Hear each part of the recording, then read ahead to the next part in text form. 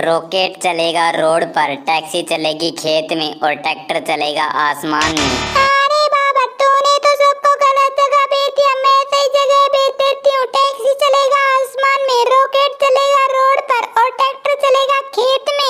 और उसको बॉबी जी आपने भी गलत कर दिया। देखो हम बताते हैं, ट्रैक्टर चलेगा रोड पर, टैक्सी चलेगी आसमान में और रॉकेट चलेगा खेत में। अरे तुम सब पागल हो क्या? मैं अभी ऐसे ही कर देता हूँ। दोस्तों आप लोग वीडियो को लाइक कर चैनल को सब्सक्राइब कर दीजिए। रॉकेट चलेगा आसमान में, ट्रैक्टर चलेगा खेत में और टैक्सी चलेगी रोड पर।